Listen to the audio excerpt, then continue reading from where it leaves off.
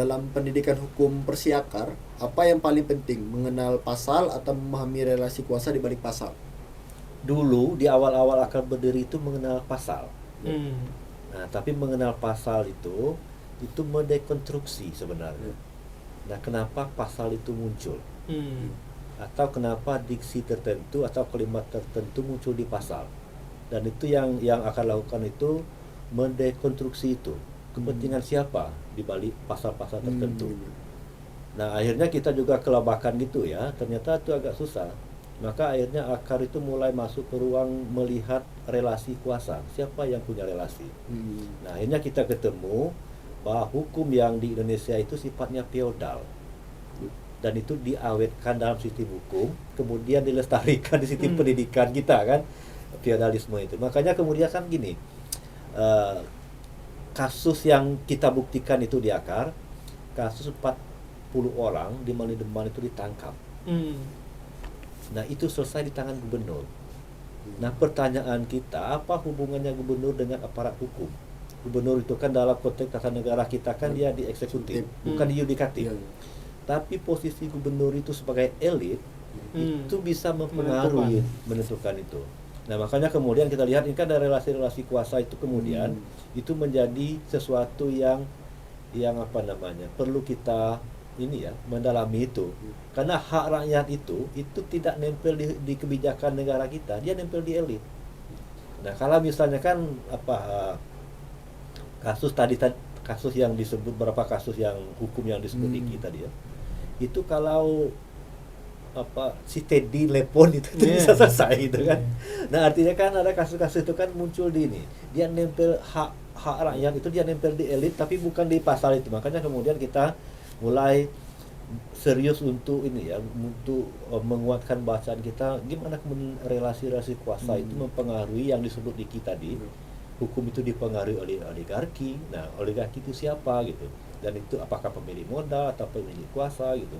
Nah, akhirnya akar itu kemudian fokus ke situ, bukan ke pasal tadi. Karena menurut kita pasal itu kan kita coba menggali perspektif kita, terus siapa yang berkepentingan di undang-undang cipta kerja misalnya. Itu ada banyak pasal di cipta kerja itu kan, itu harus dekonstruksi sebenarnya ini titipan siapa, kepentingan siapa di balik itu. Nah, itu tidak terlalu punya daya efektif yang kuat untuk memastikan bahwa hak rakyat itu bisa dilakukan, kecuali misalnya melalui dia melihat fenomena relasi-relasi kuasa yang terjadi itu. Bagaimana pendidikan hukum yang berbasis hak atas alam itu mengubah cara pandang masyarakat dalam membaca kerusakan ekologis? Nah, itu yang agak susah kita ini ya, jelaskan dalam konteks perspektif akar. Saya lebih sederhananya gini, kasus hutan dan salah satu faktor yang paling menentukan kelestarian ini ya, itu kan pasti dari hutan. Nah, awalnya kan dibikinlah satu konsep yang namanya konservasi. Nah, di awal-awal konservasi itu disebut konservasi alam klasik. Jadi konsep itu kira-kira gini bunyinya. Jadi faktor utama merusak hutan itu manusia, maka manusia harus diusir dari hutan. Nah, makanya kan kemudian muncul nih undang-undang yang kehutanan yang represif. Siapapun masuk dalam kawasan hutan itu tidak pidana kehutanan, itu harus diusir atau ditangkap segala macam itu. Nah, dari konteks itu kemudian itu puluhan tahun orang itu kan dipisah dari hutannya. Dalam konteks kalau kita belajar biologi kan satu ekosistem kan, jadi manusia itu kan bagian dari ekosistem ini. Nah, konteks pengolahan sumber daya hutan itu kemudian dia mengeluarkan manusia dari rantai ekosistem itu, keluar dia. Kalau kan ada manusia, ada ular segala macam itu ya. Nah, manusia itu dia keluarkan. Nah, begitu dia lama terpisah dengan alamnya, maka agak susah kemudian menarik orang itu kembali ke alamnya. Nah, itu kesulitan-kesulitan yang kita alami gitu ya. Akhirnya kemudian dengan banyak faktor memaksa orang itu kan melihat hutan itu berbeda dari dulunya menganggap hutan. Kenapa misalnya kan kalau orang Sumatera itu menganggap harimau itu kan sebagai ini ya, sebagai hewan karismatik. Jadi hampir seluruh cerita orang Sumatera itu berkaitan dengan harimau. Tapi sekarang kan tidak. Orang lihat harimau itu kan kulitnya yang bisa dijual. Itu yang kesulitan menarik kembali supaya orang itu hak orang dengan hak alam itu bisa bisa kembali seperti dulu.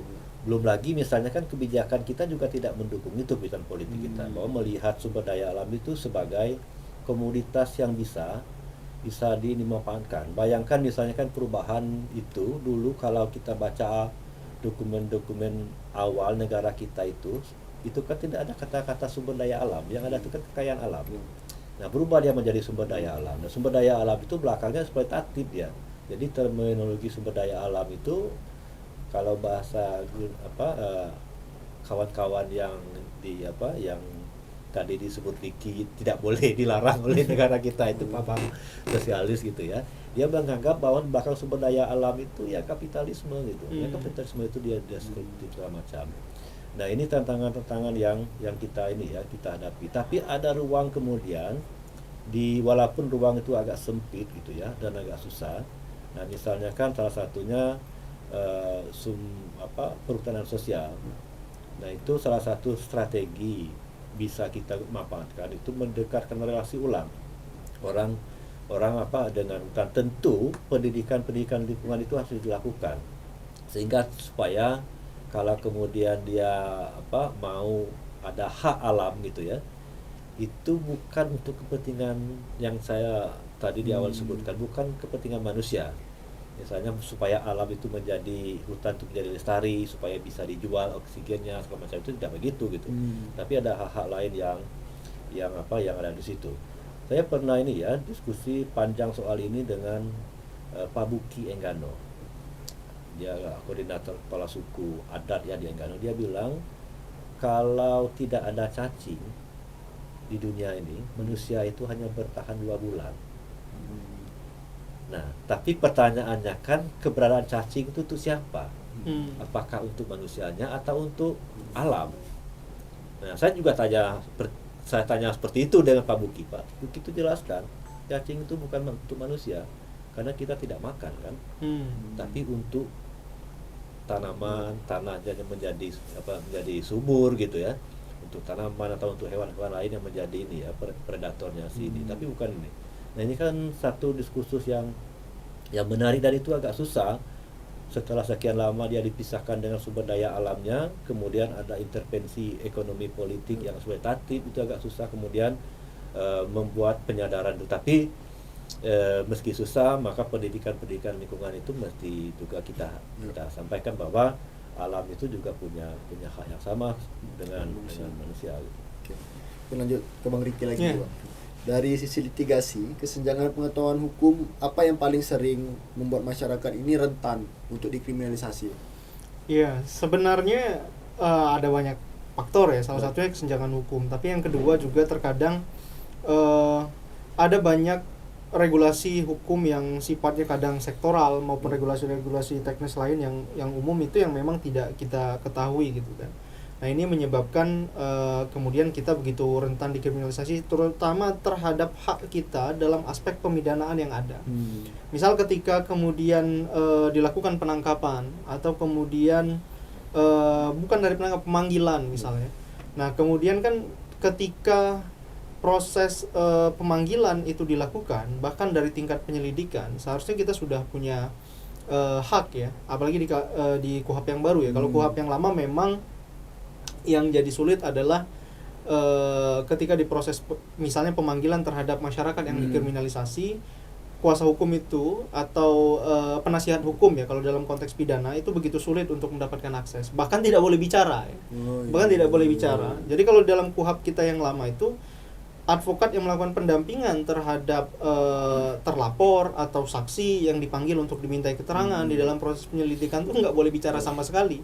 Jadi inilah yang kemudian satu bentuk pendampingan hukum yang semu kan. Nah, tapi yang jadi sulit adalah masyarakat kadang bahkan tidak menyadari bahwa dia berhak untuk didampingi oleh pengacara. Misal dalam konteks ancaman pidana yang sudah lebih dari 5 tahun kriminalisasinya.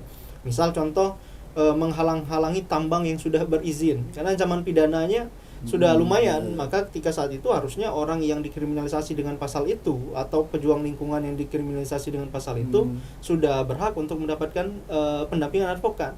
Tapi karena tidak memahami hak itu, akhirnya terjadi upaya manipulasi pendampingan hukum dengan kemudian menunjuk advokat-advokat yang jadi subordinat oleh penegak hukum. Ditunjuk saya misalnya saya sebagai orang yang dikriminalisasi, kemudian ada satu orang yang adalah pengacara tapi dia adalah subordinat, orang yang menjadi bawahan dari APH yang melakukan penanganan perkara, itu dipanggil kemudian untuk menghapuskan saja haknya didampingi di dalam proses itu. Sehingga setelah itu apa yang dilakukan? Hanya bertanda tangan. Dan kita ya hanya melihat saja kan ditandatangani karena tidak mengetahui bahwa kita punya hak untuk menentukan sendiri siapa advokat yang layak untuk mendampingi kita. Itu dari hal yang paling sederhana.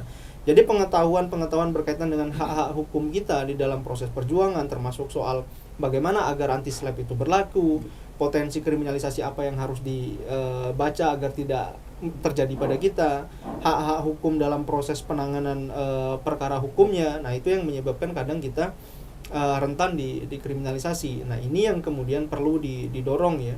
Makanya kan lewat SPHR ya, Sekolah Pendamping Hukum Rakyat yang sudah dilakukan di jilid 1 kemarin bagi para petani dan nanti akan kita laksanakan juga bagi para nelayan kecil dan tradisional. Ini sebenarnya dalam rangka untuk memastikan tadi bahwa pengetahuan hukum itu atau hukum itu diarahkan untuk ada di tangan mereka, sehingga mereka bisa gunakan untuk kemudian bukan menjadi alat pukul orang terhadap mereka, tapi mereka juga bisa menjadikan itu sebagai alat perjuangan untuk memukul ketidakadilan itu kan. Nah, itu yang kita coba dorong dan upayakan melalui kolaborasi bersama lembaga-lembaga mitra yang ini jadi PC-nya Akar Global Initiative dan Akar Law Office juga.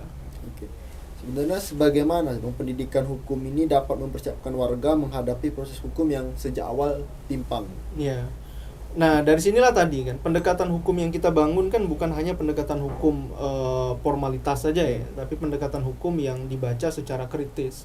Bagaimana kemudian hukum itu dijadikan sebagai satu alat hegemoni, bagaimana hukum dijadikan sebagai satu alat kepentingan, bagaimana hukum itu justru memang berpotensi lebih besar untuk merugikan kita, itu akan menimbulkan satu konsepsi kritis di dalam pikiran masyarakat atau para pendamping hukum rakyat dan orang-orang atau para yuris yang berpihak pada rakyat untuk berpikir bagaimana menggunakan hukum ini atau mengkonstruksi strategi hukum seperti apa agar kemudian hukum bisa memberikan jaminan perlindungan bagi masyarakat.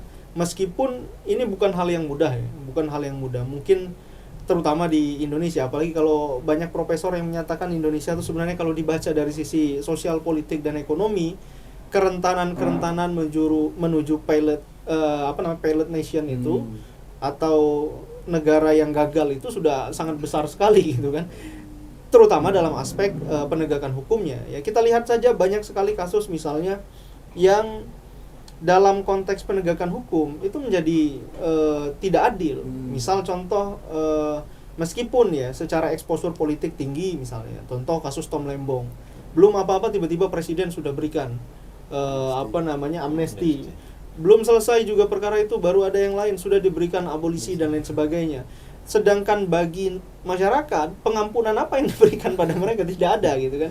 Hanya pada kasus-kasus tadi memang inilah yang jadi peluang, tapi jadi satu gambaran bahwa hukum kita begitu bobrok soal no parallel no justice itu.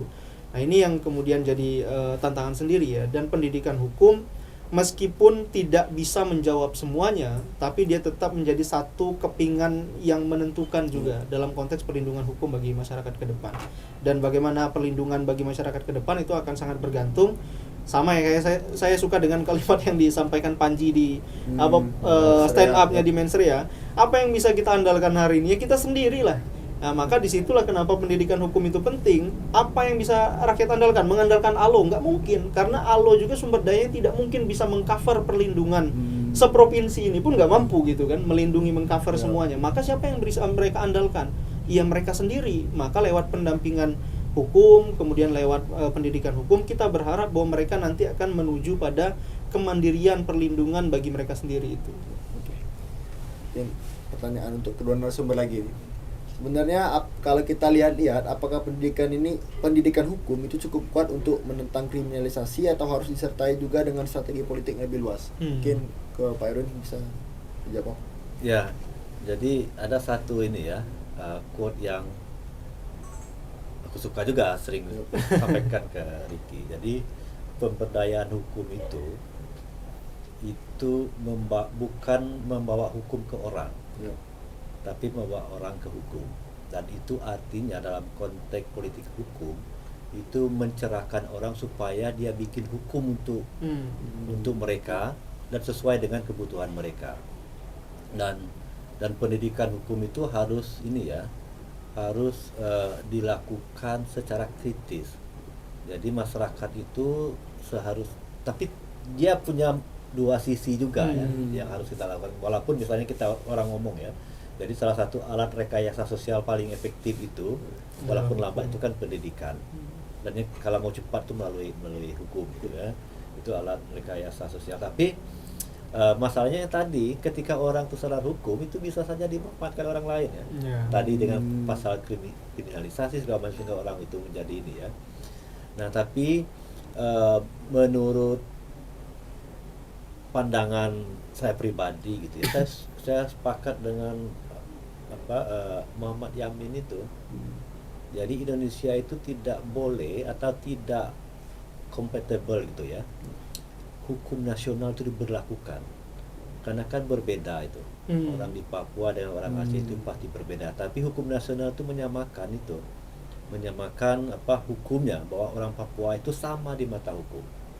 Kan itu kan bahasa-bahasa yang sering kita dengar, padahal kan tidak. Makanya kemudian bahwa hukum-hukum itu dia harus mengakomodasi kearifan-kearifan lokal yang ada.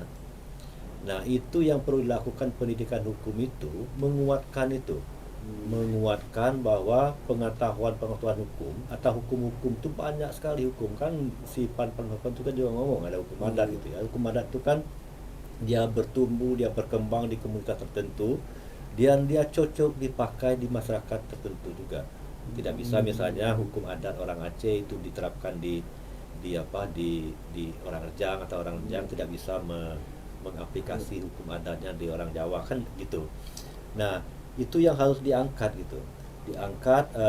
ke permukaan, bahwa dalam menyelesaikan konflik hukum, atau paling tidak misalnya kan yang didorong oleh gerakan masyarakat adat itu pengakuan hukum adat. Nah, itu yang diskursus itu yang perlu. Kalau tadi pendidikan apa yang harus dilakukan itu pendidikan supaya masyarakat itu dia pertama melek hukum apa yang dia pakai, yang dia nyaman. Dan kita misalnya pernah bikin satu perda pengakuan hukum adat di Rejang Lebong gitu ya. Jadi saya tanya dengan masyarakatnya, apa urgensinya kalian ini mau mendorong pengakuan hukum adat di Rejang Lebong? Dia bilang bahwa hukum adat nasional itu mahal. Dia harus berpengadilan, itu harus berbolak-balik segala macam gitu ya. Belum tentu lagi hakimnya mengenal. Jadi kalau hukum adat udah tahu kan, hakim adat di desa itu udah tahu orang itu sejak lahir. Apakah memang dia kriminal murni atau memang dia melakukan khilaf gitu kan. Tapi bagi hukum nasional kan tidak sama. Orang yang pertama kali maling karena dia harus menghidupi anak istrinya dengan residivis itu sama hukumnya. Nah, bagi hukum lokal kan enggak ini ya.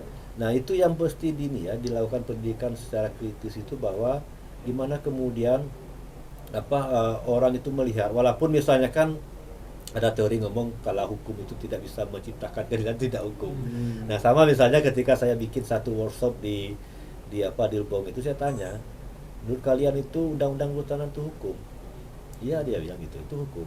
Nah, terus tercapai tidak tujuan dia untuk keadilan? Tidak, dia bilang gitu. Nah, terus pertanyaannya, apakah itu bisa disebut sebagai hukum? Tidak, dia bilang gitu. Nah, padahal undang-undang kehutanan, undang-undang 41 itu adalah hukum gitu ya.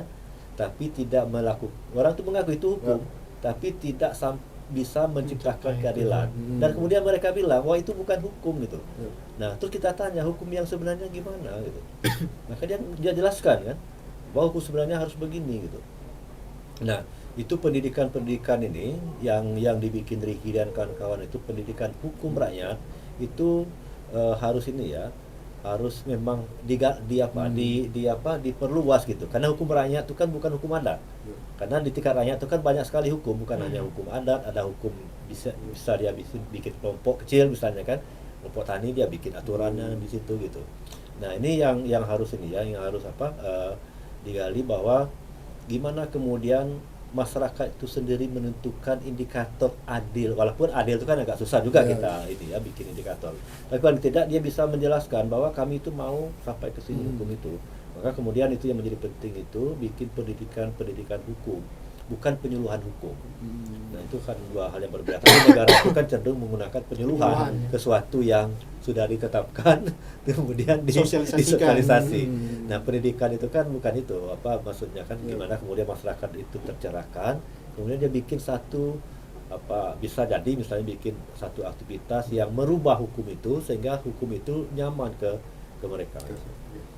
Mungkin Bang Ricky bisa lanjutkan, Bang? Ya, kalau itu sebenarnya sesuai dengan statement awal yang Kak Erwin sampaikan ya, bahwa kadang-kadang hak masyarakat itu kan tidak melekat pada pasal yang melekat pada hukumnya. Kadang juga dia melekat pada tokoh-tokoh politik yang ada, misalnya tadi seperti contoh abolisi dan amnesti yang diberikan, atau kemudian dorongan pejabat untuk penyelesaian perkara yang menjadi atensi publik dengan pendekatan restoratif justice misalnya. Nah, itu kan hal-hal yang kemudian bahwa menunjukkan pada kita hukum tuh nggak bisa berdiri sendiri. Dia begitu dipengaruhi dengan faktor-faktor politik dan kemudian kebijakan-kebijakan dari aktor politiknya. Nah, maka ketika pendidikan hukum dilakukan, penguatan kesadaran politik, kemudian penguatan membangun strategi-strategi melalui pendekatan politik juga harus dilakukan. Lanjut ke Bang Ricky lagi ya. Dalam kasus-kasus pertambangan, kemudian perkebunan dan kehutanan, kalau kita lihat pola kriminalisasi itu, apa yang paling sering Abang temui terhadap warga yang menolak proyek tersebut? Ada banyak tipologi kasusnya ya. Paling tidak yang paling umum dilakukan oleh perusahaan, baik itu perusahaan negara atau kemudian swasta, ataupun kemudian dilakukan oleh pengelola negara itu sendiri. Pertama adalah penghasutan. Itu banyak dilakukan kepada tokoh-tokoh sentral dari gerakan rakyat. Nah, ini yang selalu dilakukan, bahwa misalnya mereka melakukan aksi, kemudian terjadi keributan di dalam aksi itu yang dari awal sebenarnya tidak direncanakan untuk ribut. Tapi misal ada tindakan represif dari aparat, kemudian terjadi chaos, siapa yang kemudian akan ditangkap? Maka penanggung jawab aksi itu. Nah, ini untuk apa? Untuk melakukan pelemahan terhadap gerakan. Itu salah satu metode yang banyak dilakukan. Yang kedua adalah kalau dia konteksnya adalah usaha-usaha yang berizin, maka pemidanaan yang paling banyak dilakukan adalah mengkriminalisasi dengan pasal menghalang-halangi pertambangan atau perusahaan usaha yang sudah memiliki izin. Itu paling banyak juga yang dilakukan. Yang ketiga adalah pasal pengerusakan. Yang keempat baru adalah tadi ya, penganiayaan atau dan lain sebagainya ya. Itu pencurian ya, itu tipologi-tipologi yang paling banyak sekali dilakukan. Nah, yang lainnya ya memang kadang namanya hukum yang dijadikan alat ya tetap saja gitu kan. Kalau kata Roskupon kan law is a tool of social engineering. Nah, kalau ini law is a tool untuk siapa yang berkuasa hari ini gitu, untuk kepentingan siapa yang menggunakannya. Nah, itu akan selalu saja ada tipologi atau alasan-alasan pasal apa yang akan digunakan. Bukan tidak mungkin bahkan hanya postingan kita di Facebook. Daniel Tangkilisan misalnya berproses sama itu kan karena postingan di Facebook yang mengatakan bahwa otak udang ini. Hanya karena kata otak udang, dia harus ditahan berapa lama dan berproses melewati proses peradilan yang begitu menyumpekkan itu kan, yang begitu panjang itu. Nah, itu banyak sekali ya yang terjadi. Salah satunya itu tadi. ini Bang, mengapa kekerasan yang terjadi akibat konflik perusahaan ini jarang benar-benar proses ini benar-benar diproses sampai aktor utamanya. Ya. Yang pertama tadi ya, bahwa sejatinya kan APH harusnya membaca peristiwa-peristiwa hukum itu kan tidak hanya melihat pada aktor tunggal atau kemudian pelaku yang di dalam peristiwa pidana itu melakukan. Harusnya kan ada yang melakukan merintahkan, kemudian ada yang melakukan perlindungan dan lain sebagainya, itu bisa ditarik sebagai turut serta melakukan tindak pidana. Tapi kan pengembangan ini jarang sekali dilakukan karena harus berpatok untuk ya udahlah ini biar selesai gitu kan, tunjuk satu pelaku. Yang kedua, pidana korporasinya juga itu yang begitu lemah. Kita mengenal konsep pidana korporasi itu sebenarnya udah lama, tapi kemudian penerapannya di Indonesia itu memang ambigu sebelum KUHP yang baru. Kenapa? Karena dia belum dianggap sebagai subjek hukum pidana saat itu. Nah, tapi di pasal 45 kalau saya nggak salah di KUHP yang baru, sekarang korporasi itu dimasukkan sebagai subjek hukum pidana. Jadi mungkin ke depan itu tidak menutup kemungkinan misalnya yang dilaporkan melakukan kekerasan seksual itu mungkin adalah pegawai perusahaan. Tapi yang dituntut atau dilaporkan pidananya juga adalah korporasinya. Itu sangat bisa dilakukan ke depan. Nah, tapi faktor-faktor yang menyebabkan tidak diusutnya sampai pada aktor intelektual misalnya atau kemudian pemberi perintah itu banyak sekali terjadi karena tadi ya relasi kuasa, kemudian hanya ingin mengejar penyelesaian agar cepat selesai dan lain sebagainya. Bagaimana Apkar membaca klaim energi bersih seperti geotermal, kemudian bahan bakar nabati dari minyak sawit ketika dampaknya justru menghilangkan ruang hidup dan hak masyarakat? Ya itu kan satu yang ini ya,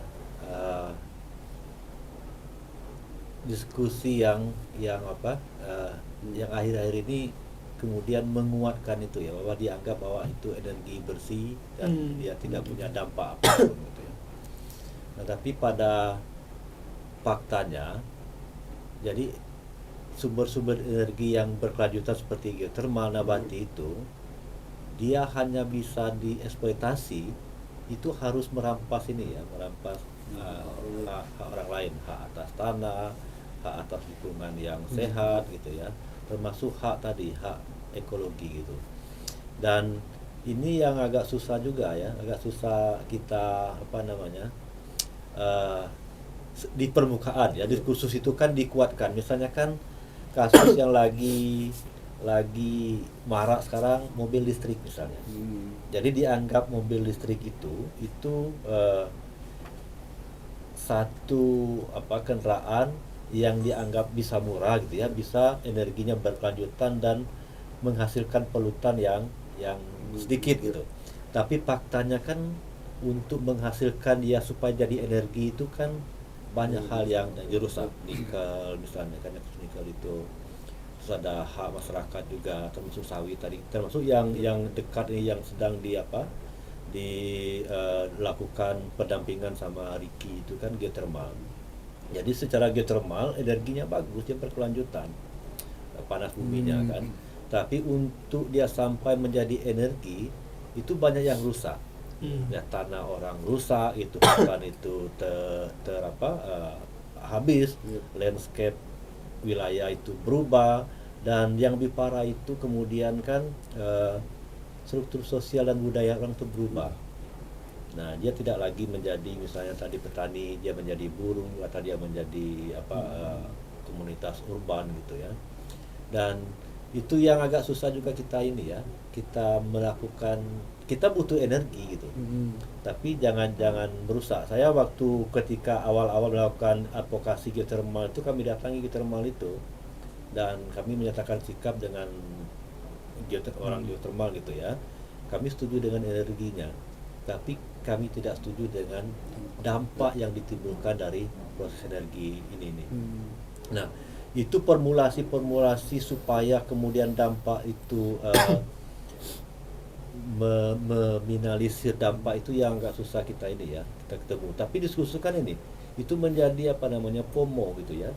Tiba-tiba orang itu bikin Car Free Day, terus dia bersepeda.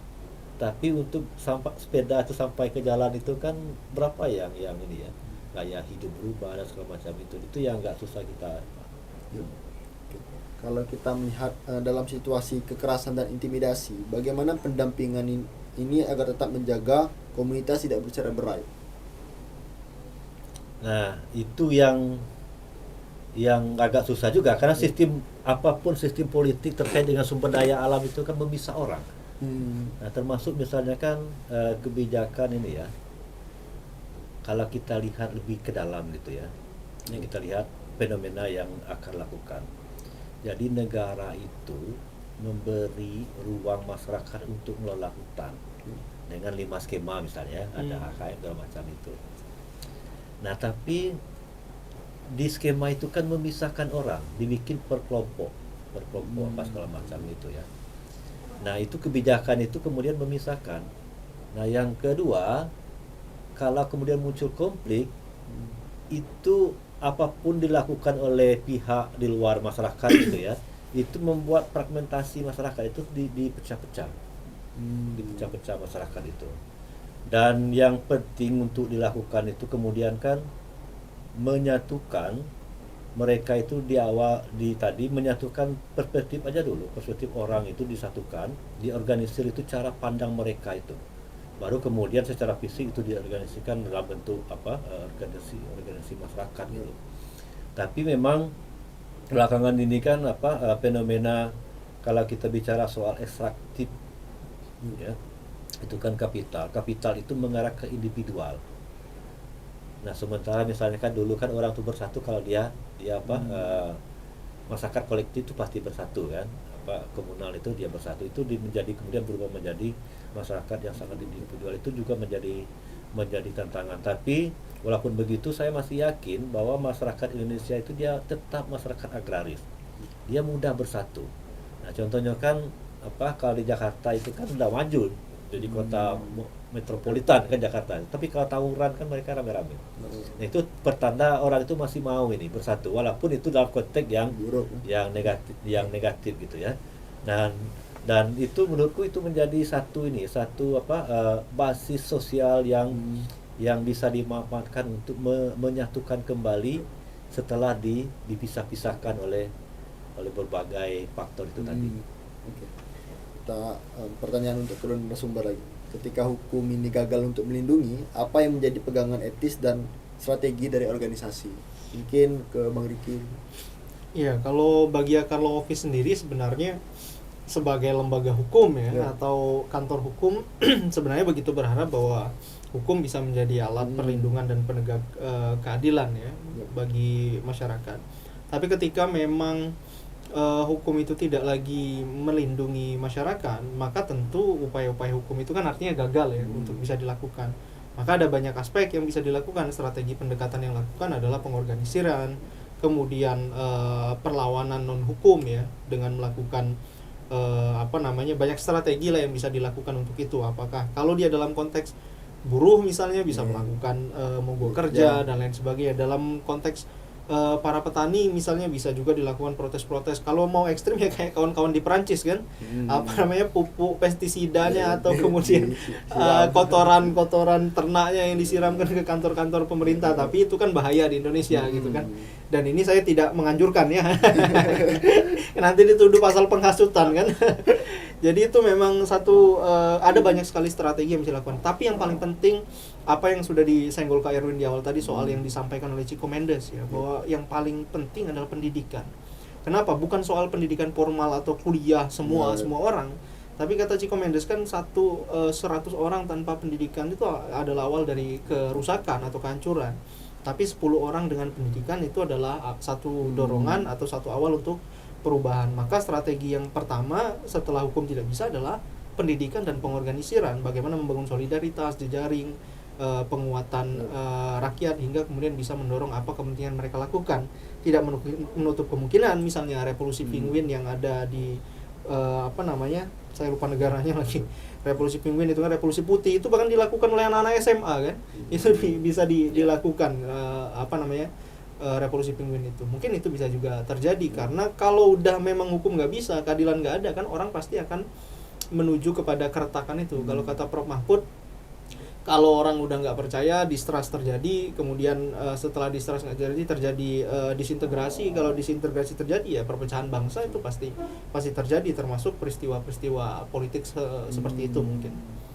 Hampir mirip-mirip juga ya dengan sedikit, tapi yang paling penting itu kan orang atau masyarakat itu bikin koreksi. Dia bukan hanya koreksi ke dalam, tapi koreksi keluar. Dan dalam sistem hukum kita kan itu dibuka ruang. Misalnya bisa mengajukan itu tadi ya ke Mahkamah Konstitusi kalau memang ada keberatan tertentu. Nah, tapi juga koreksi juga harus dilakukan ke masyarakat juga. Misalnya kan bahwa hukum itu dia harus adil. Itu adil untuk siapa? Nah, ada yang menarik misalnya kan fenomena-fenomena luar sana itu gerakan-gerakan yang korektif gitu ya. Itu yang dilakukan orang-orang muda. Nah, misalnya kan macam Berdikar ini. Jadi hukum yang diciptakan untuk disasarkan ke Berdikar itu kan dibikin orang-orang dulu kan. Nah, seharusnya kan itu juga bikin satu penguatan epistemik di kawan orang-orang muda itu mengkoreksi bahwa hukum yang dilakukan itu tidak lagi compatible dengan masa depan gitu. Itu harus juga ini ya. Nah, sama kan apakah kemudian itu bisa dikoreksi atau dirubah? Tentu bisa. Misalnya kan kita dulu tidak sepakat dengan undang-undang KUHP lama karena pembuatan kan bisa dirubah gitu. Tapi merubahnya oleh kita gitu. Jangan kemudian itu perubahan-perubahan itu dilakukan orang lain. Kita tidak tahu kan siapa sebenarnya yang di KUHP yang baru ini, siapa yang penyusun. Apakah kemudian misalnya melibatkan orang-orang muda karena dia sebagai orang yang di masa depan itu sebagai konsumennya hukum itu dilibatkan, kan itu juga harus dipertanyakan. Nah, menurutku itu yang paling penting itu mengemansipasi, membawa orang itu ke hukum itu menjadi penting. Tapi jangan kemudian datang ke hukum itu dengan kepala kosong gitu ya.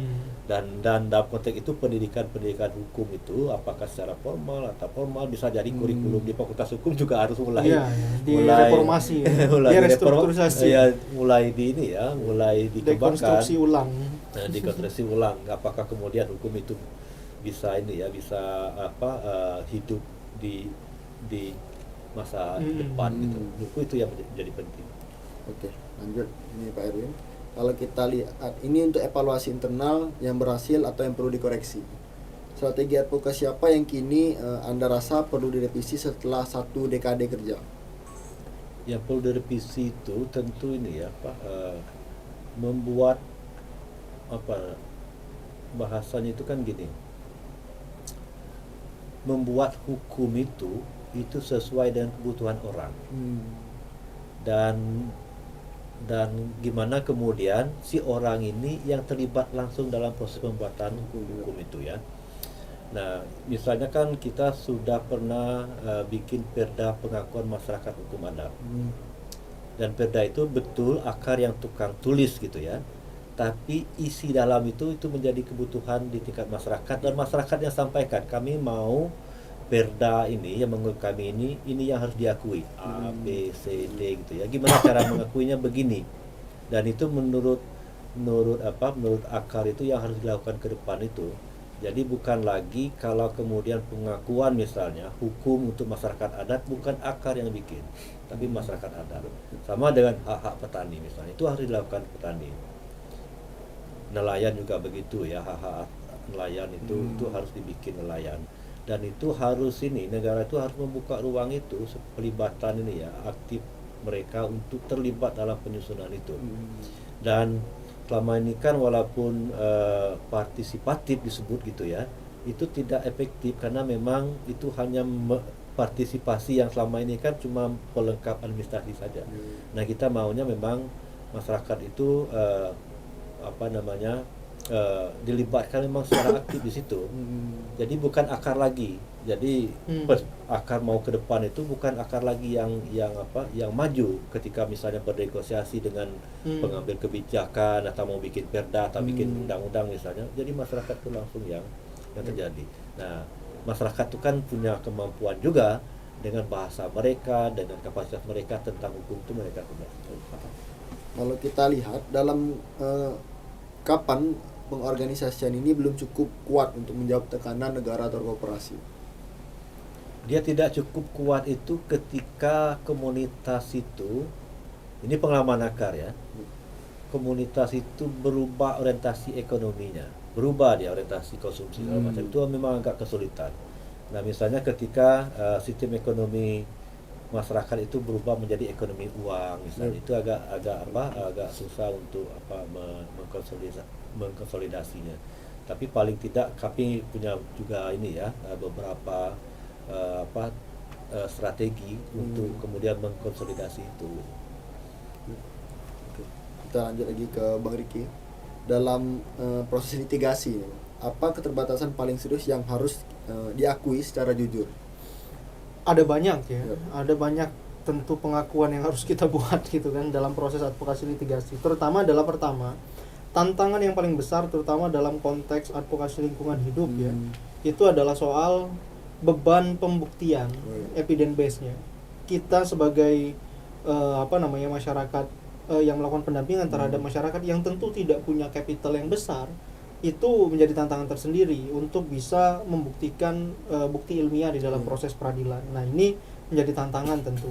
Meskipun ada beberapa peluang yang bisa dilakukan kalau dalam konteks perdata kita bisa gunakan pertanggungjawaban mutlak atau SL dan lain sebagainya. Tapi kemudian ini masih saja menjadi beban bagi masyarakat, sehingga memang harus didorong satu pembaruan hukum yang memudahkan rakyat untuk bisa mendapatkan haknya ya dalam konteks perjuangan hukum. Itu yang pertama. Yang kedua adalah sumber daya hukumnya sendiri. Baik dalam konteks advokatnya. Hari ini kita lihat kalau diidentifikasi semua komputer chipsetnya misalnya, tidak semua advokat itu mau mengambil perkara-perkara lingkungan atau perkara-perkara yang berkaitan dengan masyarakat adat dan lain sebagainya, karena soal keberpihakan tadi itu yang tidak banyak. Bahkan bukan pada advokat, akademisi pun ketika diminta untuk menjadi saksi misalnya dalam proses litigasi, nggak semuanya melihat ini dari perspektif ideologis atau nilai, tapi melihat juga masih dalam konteks transaksional. Oke, saya bisa jadi ahli, berapa yang disiapkan gitu kan. Nah, ini kan jadi kendala tentu. Bagaimana kita bisa meminta kepada para petani, tolong siapkan uang saksi sekian juta gitu kan. Itu tentu jadi keberatan bagi mereka. Maka di situ sebenarnya selain daripada memang sistem peradilannya, konsep gugatannya, kemudian beban pembuktiannya yang memang masih sangat sulit, belum lagi berbiaya mahal dan memakan waktu. Kedua adalah kapasitas hukum di tengah-tengah kita yang memang tidak banyak, advokat yang tidak banyak, kemudian kalau advokatnya mungkin banyak ya, tapi advokat yang mau kemudian itu tidak banyak. Maka ada pun advokat yang mau mungkin, tapi kapasitasnya perlu untuk kemudian kita kuatkan. Nah yang ketiga tadi ya, beban sumber daya hukum dan juga bagaimana mengarus utamakan keberpihakan bagi lingkungan, bagi masyarakat adat, masyarakat marginal itu di tengah-tengah para akademisi yang ada di kampus, sehingga pembelaan itu juga dilakukan oleh mereka, bukan hanya oleh masyarakat dan pendamping hukumnya. Oke. Menang di pengadilan justru kalah di keadilan. Kalau saya pribadi mungkin belum ya. Tapi ada banyak sekali kasus yang menunjukkan bahwa seolah-olah kita menang gitu ya, tapi kemudian justru keadilannya tidak didapat. Contoh yang paling sederhana misalnya ada perkara yang saya baca putusannya itu di dalam konteks perkara lingkungan hidup. Dia diputus bahwa perusahaannya betul melakukan perbuatan melawan hukum, tapi kemudian petitum yang dimintakan oleh para nelayan untuk mendapat ganti rugi itu tidak dikabulkan. Ini menang secara pengadilan, tapi keadilan bagi para nelayannya terus apa yang didapat secara ekonomi gitu kan, atau hak ekonomi yang mereka kerugian ekonomi yang mereka dapatkan, itu kemudian bagaimana proses pemulihan keadilannya. Nah itu kan menang di pengadilan secara kertas kita menang bahwa dia salah gitu kan, tapi kan pemulihan terhadap haknya tidak terjadi, maka ini saya pikir keadilannya tidak terberikan gitu kan. Ada juga yang lain begitupun sebaliknya ya, mungkin kalah di peradilan tapi secara keadilan menang karena berpihak mungkin kan kepada kebenaran. Nah itu mungkin.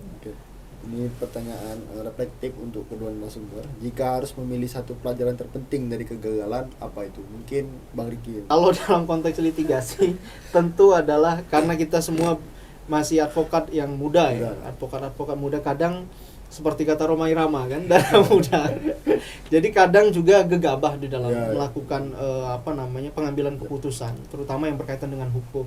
Nah, pelajaran yang paling saya ambil dari proses kegagalan dalam konteks litigasi adalah jangan hanya mau melihat apa yang ingin kita lihat. Jadi tapi harus lihat apa yang memang perlu untuk dilihat. Atau jangan dengar apa yang hanya pengen kita dengar, tapi dengar apa yang memang butuh untuk kita dengar. Nah, ini yang kadang terjadi di advokat-advokat yang memang berasal dari aktivisme gerakan, itu karena menggebu-gebu berpihak tadi menjadi tidak objektif di dalam melihat sesuatu, sehingga semua yang disampaikan oleh orang yang kita bela adalah faktual, dan faktor-faktor luar yang kemudian itu kita anggap semuanya adalah salah. Padahal dalam konteks hukum, hal ini itu akan menyulitkan kita ketika kita hanya melihat apa yang ingin kita lihat dan mendengar apa yang kita ingin dengar dari orang-orang yang kita bela misalnya. Nah, maka di situ dari proses pembelajaran itu saya belajar kegagalan yang pernah dialami itu adalah memperbaiki bagaimana bersikap secara objektif di dalam persiapan penegakan hukumnya, namun berpihak secara full di dalam proses pembelaannya pada keadilan. Yang kedua adalah ketelitian dan kesabaran ya, di dalam melakukan upaya-upaya proses perjuangan melalui jalur litigasi. Kegagalannya kan ada, kalau dari perspektif akar itu ini secara teknis ya, akar itu hampir tidak ada yang gagal, karena memang direncanakan dari awal apa yang akan dicapai misalnya dalam setahun itu memang sudah dibuat serinci dengan analisis yang ini ya, yang pakai tool apapun gitu. Nah, tapi secara pribadi ada banyak kegagalannya. Pertama itu ini pengalaman tahapan ini ya, pelibatan pribadi gitu. Yang pertama itu kegagalan mempercayai bahwa di konflik itu saya sudah tahu bahwa di konflik itu pasti ada free rider, penunggang gelap di konflik itu. Tapi tetap saja kita percaya karena dia dianggap sebagai bagian dari masyarakat gitu. Dan itu beresiko tinggi membuat satu advokasi yang kita lakukan itu kegagalannya membesar karena kita percayai free rider, karena free rider ini dia kontradiktif dengan kita. Kita mau menyelesaikan kasus sementara dia mau mengawetkan kasus itu, merawat supaya dia mendapat keuntungan dari kasus itu menurutku menjadi satu kegagalan yang saya alami secara pribadi. Nah, yang kedua, awal-awal saya dulu ketika baru masuk di LSM ini atau di NGO ini untuk terlibat dalam advokasi atau gerakan itu merubah cara pikir yang dulunya saya anggap bahwa gerakan itu harus terpimpin. Nah, harus terpimpin. Nah, tapi kita agak susah karena memang dalam konteks gerakan yang hari ini kita ngomongkan bahwa gerakan atau misalnya NGO ini dia harus demokratis. Nah, terpimpin dengan demokrasi itu kan agak ini ya. Nah, itu menurutku itu yang juga harus ini ya, menjadi catatan juga secara pribadi bahwa ada satu sisi memang kita harus dipimpin gerakan itu. Di satu sisi memang harus demokratis gitu ya. Itu menurutku kegagalan yang saya pribadi itu tidak bisa menempatkan di mana harus demokratis, di mana harus dipimpin gerakan itu. Itu dua hal itu yang dalam 5 tahun ke depan, bagaimana akar akan memperkuat advokasi berbasis hak manusia dan hak alam di tengah krisis iklim? Nah, satu yang harus menjadi pegangan akar itu menjadi prinsip ya.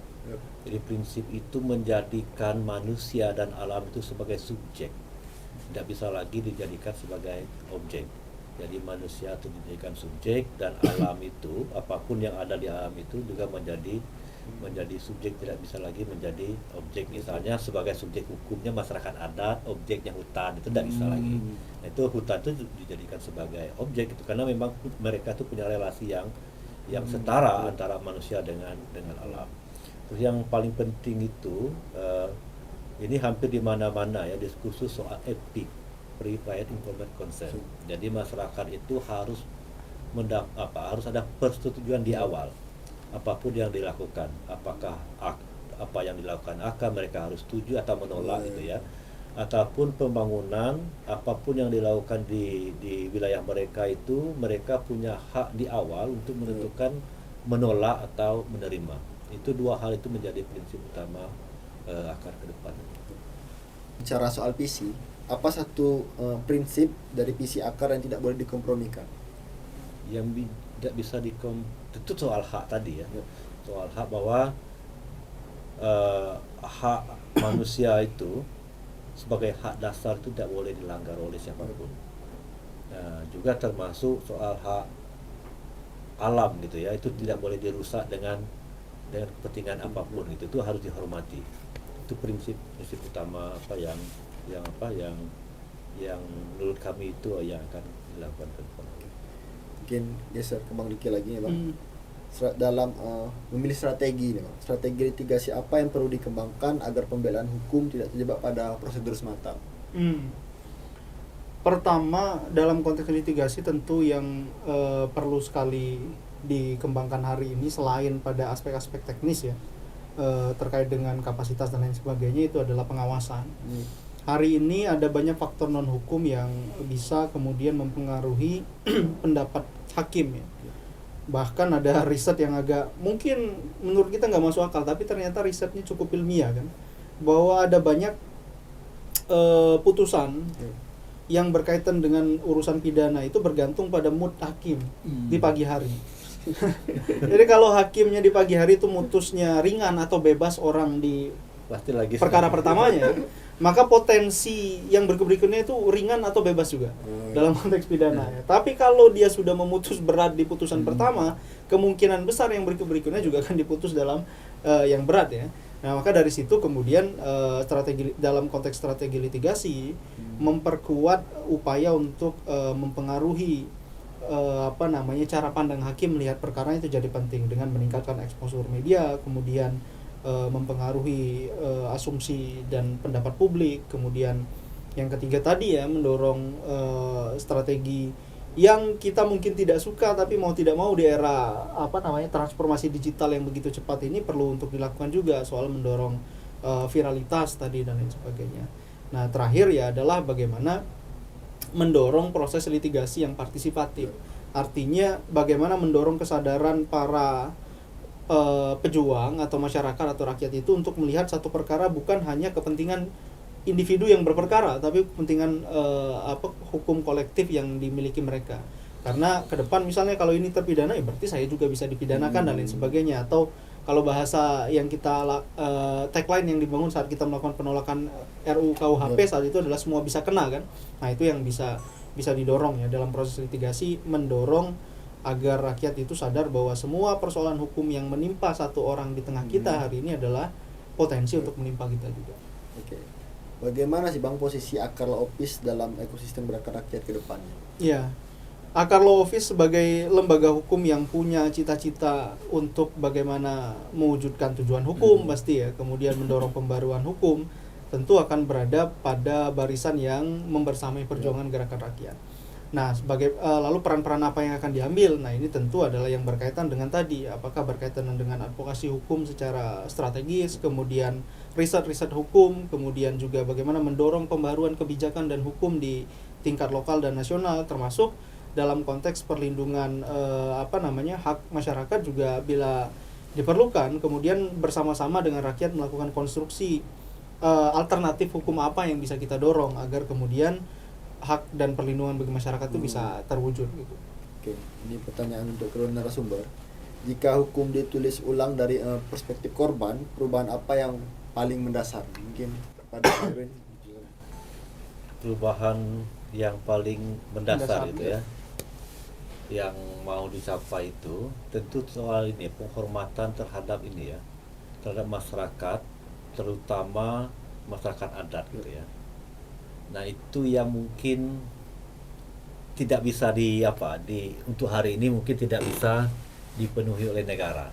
Jadi saya sering sampaikan itu namanya ketidakadilan bersejarah. Jadi hak orang, masyarakat adat misalnya ya, itu kan sudah bertahun-tahun itu dilanggar haknya. Begitu dilanggar, pasti ada banyak impactnya kan, dampak yang ditimbulkannya, anaknya tidak bisa sekolah, penghidupannya berubah dan segala macam itu. Nah, itu tidak cukup dilakukan dengan pengakuan misalnya hutan adat, terus dikasih sertifikat gitu. Dan dosa-dosa yang lalu itu juga harus harus harus dipenuhi gitu. ketika negara yang awalnya ini ya melakukan ketidakadilan itu, dan itu bersejarah panjang, bergenerasi, dan itu harus dipulihkan Pak. Nah, menurutku itu yang menjadi ini yang paling mendasar yang harus ini ya, perubahan. Kalau ditanya apa perubahan yang mau dilakukan itu tadi, gimana pemenuhan tadi rasa keadilan yang bergenerasi itu di apa kalau dalam bahasa hukum itu kan di apa, wariskan, bukan apa, misalnya kerusakan kemudian diganti rugi gitu ya. Kan Oh, itu tidak pernah negara itu melakukan itu, paling-paling dikasih hak atas tanah. remisi. Nah tapi kan kemudian dampak yang bertahun-tahun itu kan tidak pernah negara itu kasih kompensasi apa segala macam itu menurutku menjadi sesuatu yang harus didorong ke depan. Oke, mungkin Bang Riki bisa tambahkan Bang? Iya, kalau hukum didorong menjadi perspektif korban dalam konteks misalnya hukum pidana, ya itu akan sangat banyak perubahan yang terjadi. Karena ketika dia dilakukan perspektif korban, maka dalam konteks penanganan perkaranya, baik dari konteks pidana, kemudian perdata atau administrasi, maka ini akan lebih cenderung menuju pada pemenuhan hak ya dari korban itu sendiri. Nah, ini akan menguntungkan di dalam proses penegakannya bagi para korban, terutama dalam peristiwa-peristiwa yang kompleks. Misalnya dalam konteks perdata, kalau dia berperspektif korban, atau misalnya korbannya bukan hanya manusia ataupun natura, misalnya lingkungan. Kalau dia hakimnya pro natura, hukum materialnya dan hukum formilnya pro natura, maka pasti akan lebih memudahkan lingkungan untuk bisa mendapatkan haknya. Begitupun rakyat misalnya, kalau dia berperspektif korban, maka pasti akan memudahkan rakyat-rakyat yang menjadi korban untuk mendapatkan haknya ya. Jadi dalam proses penegakannya pasti akan lebih memudahkan para korban. Contoh yang paling sederhana kan adalah dalam undang-undang TPKS ya, karena dia menggunakan perspektif korban, sehingga korban-korban kejahatan seksual itu jauh lebih diutamakan perspektifnya, meskipun ada potensi bias di dalam proses penegakan nanti yang bisa berpotensi menjadi tools juga untuk menjadi alat rekayasa bagi yang dilakukan ya, orang-orang yang melakukan manipulasi terhadap status korban itu. Oke, teman-teman akar, di awal tadi kita mengajukan satu pertanyaan yang sangat tidak nyaman kepada siapa hukum bekerja. Setelah beberapa jam percakapan ini, jawabannya tidak menjadi lebih sederhana, justru semakin terang bahwa hukum ini jarang sekali berdiri di tengah. Ia memilih, ia menjaring, dan terlalu sering ia berpihak pada investasi, sambil mengorbankan manusia dan alam yang dianggap bisa diganti. Apa yang kita dengar hari ini tetap pendidikan hukum, advokasi, dan litigasi, bukan kisah kemenangan. Ini adalah peta konflik tentang bagaimana hukum bisa direbut, tetapi juga bagaimana ia terus melawan balik. Jika Anda terus merasa percakapan ini terasa berat, itu karena ketidakadilan memang tidak ringan. Dan jika Anda merasa perlu mendengarkannya kembali, mungkin karena tidak semua pertanyaan bisa dijawab dengan sekali dengar. Podcast ini tidak menawarkan kesimpulan yang menenangkan, ia hanya mengajukan satu tuntutan yang sama seperti di awal. Jangan menerima hukum sebagai sesuatu yang netral. Saya Abdikar Ontiko, ini bukan akhir percakapan, ini undangan untuk kembali ke awal dan menilai ulang dengan lebih jujur di pihak mana kita berdiri. Saya Abdikar Ontiko, pamit undur diri.